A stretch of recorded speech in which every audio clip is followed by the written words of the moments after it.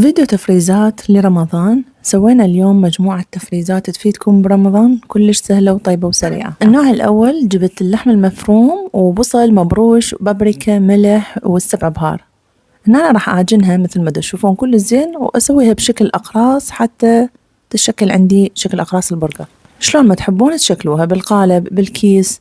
شكلتها وحطيتها على ورق نايلون وتركتها. طبعا حطيت بين كل مجموعة ورقة نايلون حتى تظل عندي لما تتفرز ما تلتصق ببعض. النوع الثاني سويت هنا الكفتة أو اللي يسموها راس العصفور. طبعا أنا هاي كلش أحتاجها بالشوربات، بالتبسي، بالبرياني، يعني هواية تنفعني. كورتها بهالشكل طبعا من نفس حشوة البرجر اللي سويناها، وحطها بالفريزر. النوع الثالث سويت كباب الطاوة اللي هو كرفس، لحم، بصل، كاري، ملح، وإذا تحبون تحطون طماطة. أنا هنا حطيت بس وحدة مبروشة وشوية شوفان، وحطيت شوية كركم بالأخير. راح أظل أعجنها مثل ما تشوفون، أظل أعجنها لحد ما تتكون عندي عجينة متماسكة. أنا ما أحط طحين، أحط شوفان.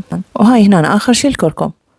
بعد ما أعجنها كل الزين راح أسويها بشكل تقريصة الكباب، ونفس الشيء أرتبها بين أكياس النايلون مثل ما سوينا ويا البرجر. وهاي هنا بعد ما طلعناها من الفريزر الكفتة راح أحطها بكيس وأحطها أرجعها بالمجمدة، وكذلك البرجر والكباب كلهم رتبناهم وحطيناهم بأكياس.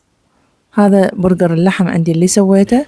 عندي هنا عجينة السمبوسة، هاي أنا مسويتها، راح أكتب لكم كل تفاصيلها أسفل الفيديو.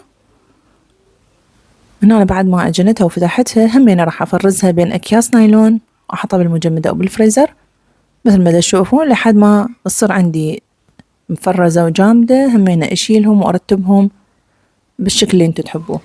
هاي هنا الكباب حطيته بين النايلون، بين كل كم قطعة حطيت بيناتهم نايلون، قطعته وحطيته بحافظة حتى ما ياخذ أي ريحة من المجمدة. وكذلك البرجر نفس الشي سويته، جبت هاي طبقة الفلينة، حطيت البرجر وبيناته أكياس نايلون.